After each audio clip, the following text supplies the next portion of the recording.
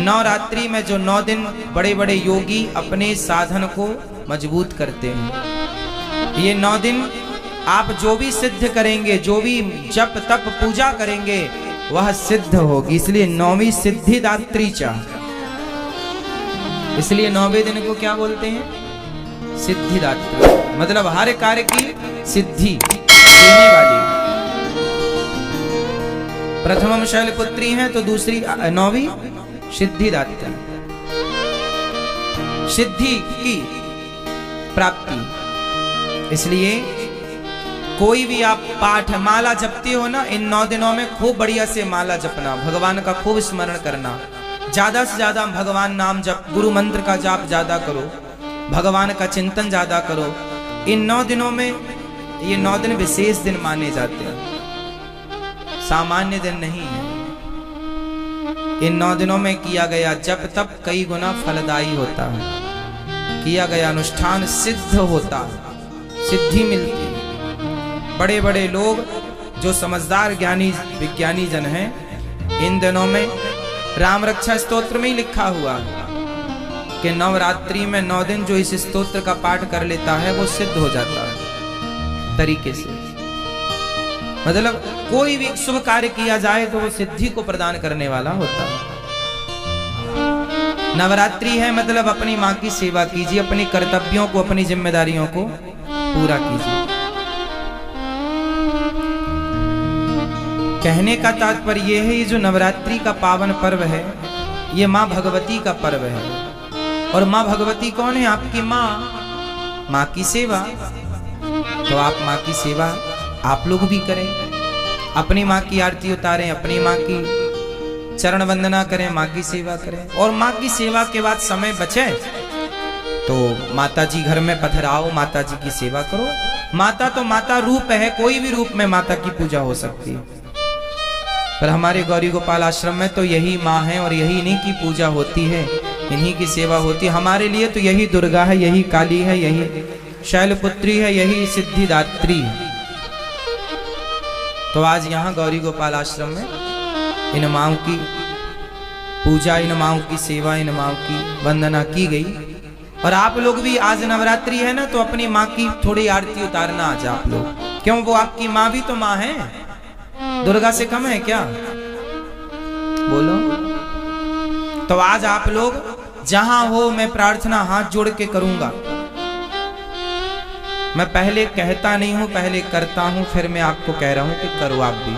आज आप लोग अपनी माँ के चरण धोइएगा, पिताजी के चरण धोइएगा और माँ की आरती उतारिएगा।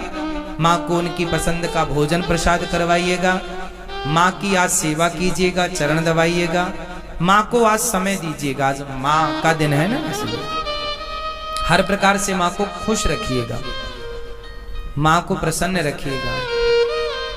माँओं की खुशी, माँओं की प्रसन्नता ही हम बच्चों की खुशी और प्रसन्नता होनी चाहिए। क्यों? कहीं भी आपकी माँ यदि आपसे दूर है तो फोन पर ही, मोबाइल पर ही अपनी माँ को प्रणाम कहिएगा, और जब पहुंचिएगा घर अपनी माँ के पास, तब माँ की आरती उतारिएगा, तब माँ को प्रणाम कीजिएगा, तब माँ के चरण धोइएगा, पर धोइएगा जरूर।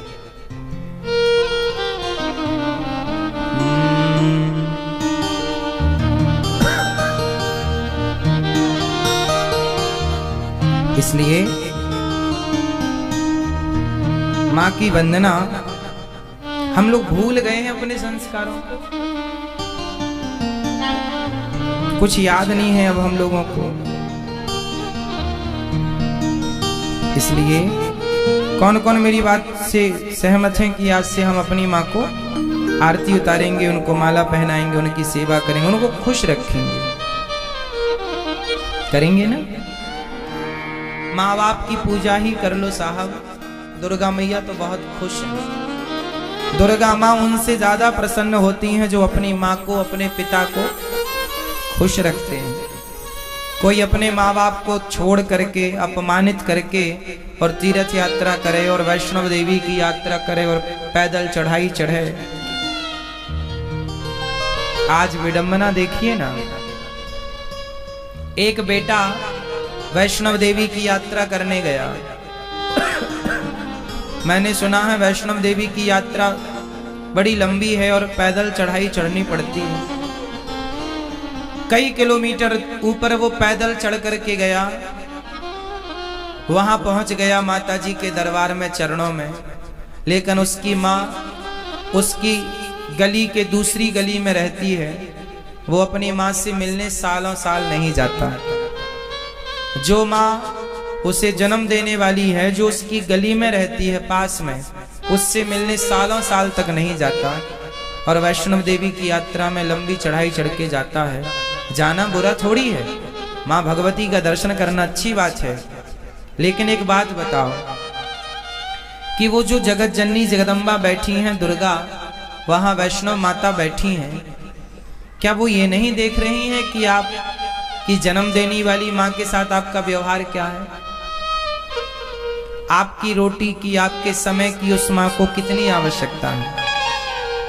आप उस माँ को कितना समय दे रहे हैं? इसलिए हर घर में एक दुर्गा ऑलरेडी है।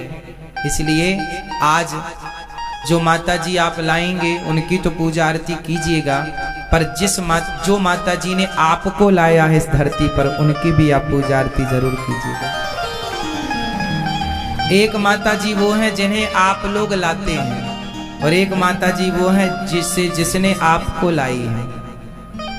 तो आप जिसे लाते हैं उनकी तो आप पूजा आरती करते हैं, पर आपको जिस माँ ने लाया है संसार में, आप उससे भूल जाते हैं। क्यों जी, ऐसा हो रहा है?